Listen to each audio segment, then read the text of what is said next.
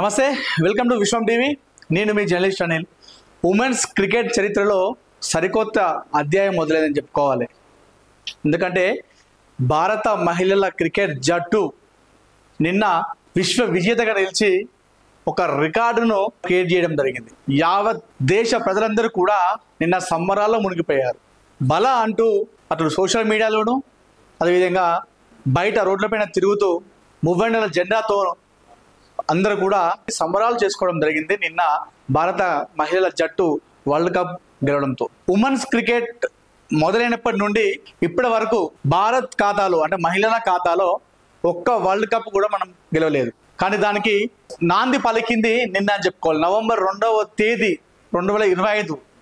ఇది చరిత్రలో ఈ తేదీ అనేది మనకు ఎప్పుడు కూడా గుర్తుండిపోయేటువంటి రోజుగా మనం చెప్పుకోవచ్చు.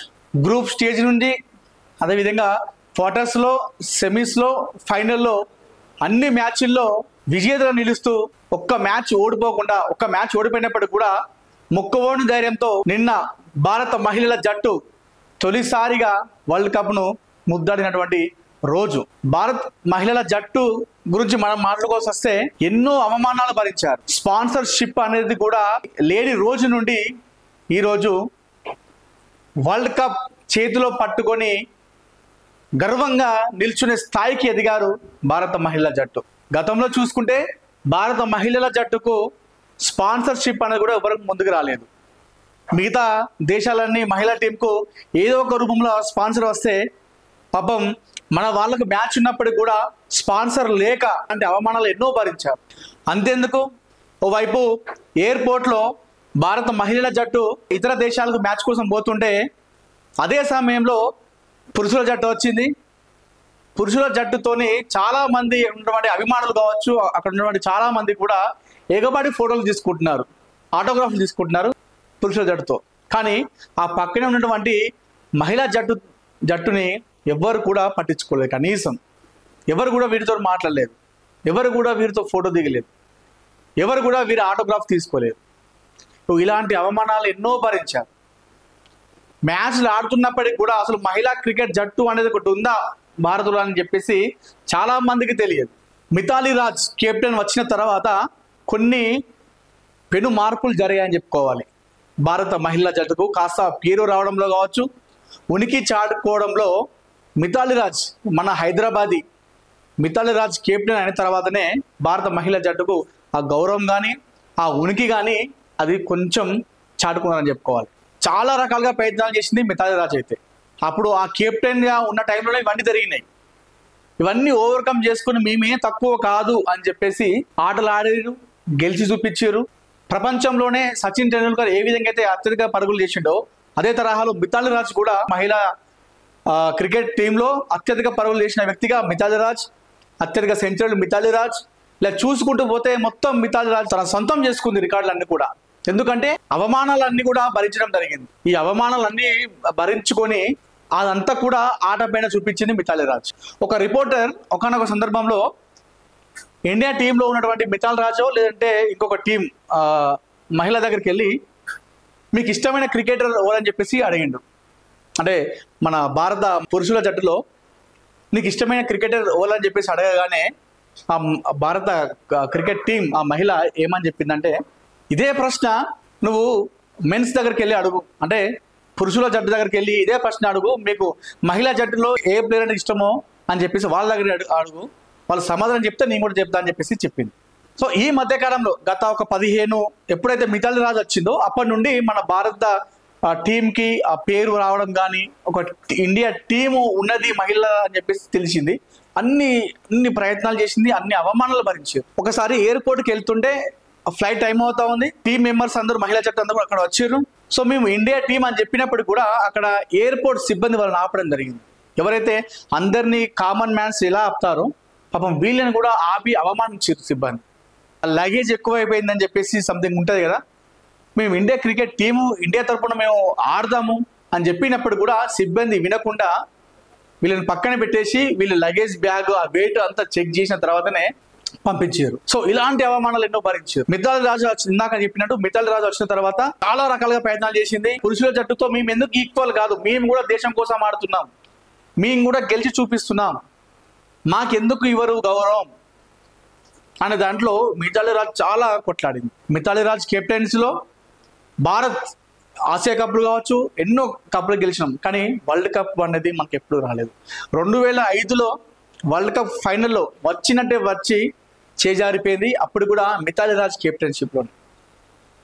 సో అదే తరహాలో 2017లో కూడా అదే తరహాలో వచ్చింది మనకు అవకాశం.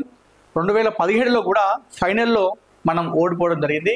ఇక వరల్డ్ కప్ రాదు మహిళా జట్టుకు అని అనుకున్న టైంలో మిథాలీ రాజ్ 2022లో వెళ్ళిపోవడం జరిగింది, టీం నుండి రిటైర్మెంట్ కావడం జరిగింది. మిథాలీ రాజ్ తర్వాత ఉన్నటువంటి హర్మన్ ప్రీత్ కౌర్ని కెప్టెన్గా ఇచ్చింది బీసీసీఐ. మిథాలీ రాజ్ కెప్టెన్సీలో తను మిథాలీ రాజ్ను చాలా ఫాలో అయింది. మిథాలీ రాజు తనకున్నటువంటి ఆవేశం కావచ్చు, ఆక్రోషం కావచ్చు, ఆవేదన కావచ్చు, దాని అంతా కూడా హర్మన్ ప్రీత్ కౌర్ చూసి తీసుకొని అదే తరహాలో ఆడిరు. ఎట్టకేలకు ఉమెన్స్ క్రికెట్ చరిత్రలో మొదలైనప్పటి నుండి తొలిసారిగా భారత మహిళా జట్టు వరల్డ్ కప్ను ముద్దాడింది. దీనికి అంతటి కారణం కూడా అవమానమే. సో మహిళ అని చెప్పేసి ఒక చులకన, ఇవన్నీ అవరోధాలు దాటి అవమానాలు భరించి విశ్వ విజేతగా నిన్న వరల్డ్ కప్ తీసుకొని రావడం జరిగింది మహిళా జట్టు. సో నిన్న మ్యాచ్ చూస్తున్నంతసేపు కూడా గూస్ బంప్స్ మొత్తం. ఆ మ్యాచ్లో వాళ్ళు గెలిచిన విధానం కావచ్చు, ఒక్కరని కాదు అందరూ, షెఫాలి వర్మ అయితేనేమి, దీప్తి శర్మ అయితేనేమి, సెమీఫైనల్లో సెంచరీ వేసి ఫైనల్కి తీసుకొచ్చినటువంటి జెమిన్ అయితేనేమి, హర్మన్ ప్రీత్ కౌర్ కెప్టెన్స్ అయితేనేమి, ఎవరికెవరు తక్కువ కాదు. అందరూ ఆల్రౌండర్ ప్రతిభ చూపించిన వాళ్ళే కలిసికట్టుగా ఆడి మొత్తానికి భారత మహిళా జట్టుకు మొదటి వరల్డ్ కప్ తీసుకురావడం జరిగింది. సో నిన్న మ్యాచ్ చూస్తున్న సేపు అయిపోయిన తర్వాత వాళ్ళ కోలాహలం, వాళ్ళ ఎంజాయ్మెంట్ చూస్తుంటే చాలా ముచ్చటేసింది, భావోద్వేగం కావడము. నిన్న రోహిత్ శర్మ కూడా రావడం జరిగింది మ్యాచ్ చూడడానికి, సచిన్ టెండూల్కర్ కూడా రావడం జరిగింది మ్యాచ్ చూడడానికి. సో రోహిత్ శర్మ చాలా భావోద్వేగానికి గురయ్యాడు. సో ఇవన్నీ కూడా కనిపిస్తే చాలా ఒక మంచి అనిపించింది. ఇగో హర్మన్ ప్రీత్ కౌర్, ఈమె కెప్టెన్సీలోనే మనం మొదటిసారిగా వరల్డ్ కప్ను తీసుకున్నాము. ఈమె అప్పుడు మిథాలీ రాజ్ కెప్టెన్స్గా ఉన్న టైంలో ఈమె వైస్ కెప్టెన్గా వ్యవహరించింది. మిథాలీ రాజ్ ఏదైతే కోల్పోయిందో, మిథాలీ రాజ్ అయితే ఏదైతే అనుకున్నదో ఆశయాన్ని ఈమె కంటిన్యూ చేసిందని చెప్పుకోవాలి. సో చేసి మొత్తానికి వరల్డ్ కప్ తీసుకొచ్చినటువంటి కెప్టెన్గా మనకు ఒక రికార్డుని అయితే సృష్టించింది. సో నిన్న మ్యాచ్ మొత్తంలో నాకు ఇది చాలా మంచిగా అనిపించింది. ఏదైతే తను అనుకున్నదో, ఒక లక్ష్యం అనుకున్నదో, మహిళా జట్టు తక్కువేం కాదు, మేము కూడా పురుషులతో సమానంగా ఆడుతున్నాం, అవసరమైతే వాళ్ళకంటే ఎక్కువ ఆడుతున్నాం, మాకు గౌరవం ఇవ్వాలి అని చెప్పేసి ఏదైతే మిథాలీ రాజ్ కోరుకుందో, సో తన కెప్టెన్స్లో 2 సార్లు వరల్డ్ కప్ వచ్చి చేజారిపోయినప్పటికి కూడా హర్మన్ ప్రీత్ కౌర్ అక్కడ ఉన్నటువంటి మిథాలీ రాజ్ను పిలిపించుకొని ఆ వరల్డ్ కప్ను ఆమె చేతులు పెట్టి, సో ఆమె పైన ఉన్నటువంటి ఆ రెస్పెక్ట్ అంతా కూడా మహిళా టీం మొత్తం చాటుకోవడం జరిగింది.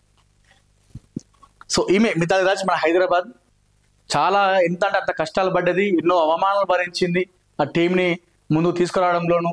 సో టీం అందరూ కూడా డిసప్పాయింటెడ్ ఫీల్ అయినప్పుడు కూడా తను ఎన్నో రకాల మోటివేషన్ చేసి టీంతో ఆడిపించింది. పాప ఆమె కెప్టెన్స్లో ఏదైతే అనుకున్నామో ఆ కప్పు రాలేదు, నెరవేరలేదు, రన్నర్అప్కి 2 సార్లు మిగిలిపోయినాం. సో నిన్న హర్మన్ ప్రీత్ కౌర్, ఈమె శిష్యురాలే అనుకోవాలి హర్మన్ ప్రీత్ కౌర్, నిన్న మ్యాచ్లో వరల్డ్ కప్ రాగానే ఆమెను పిలిపించుకొని మిథాలీ రాజ్ చేతిలో కప్పు పెట్టి, సో ఆమెకు ఉన్నటువంటి ఆ రెస్పెక్ట్ని కూడా చాటుకోవడం జరిగింది. సో నిన్న ఇవన్నీ కూడా చాలా మంచిగా అనిపించినాయి మ్యాచ్లో చూస్తున్నంత సేపు. స్పాన్సర్షిప్ లేని రోజుల స్థితి నుండి ఎయిర్పోర్ట్లో వాళ్ళను మ్యాచ్కి వెళ్తుంటే కామన్ పబ్లిక్ లెక్క ఆపిన రోజుల నుండి ఈరోజు ప్రపంచం మొత్తం కూడా వీరి గురించే మాట్లాడుకునేటువంటి స్థాయికి ఎదిగారు భారత మహిళా జట్టు. Hats off Indian women's team.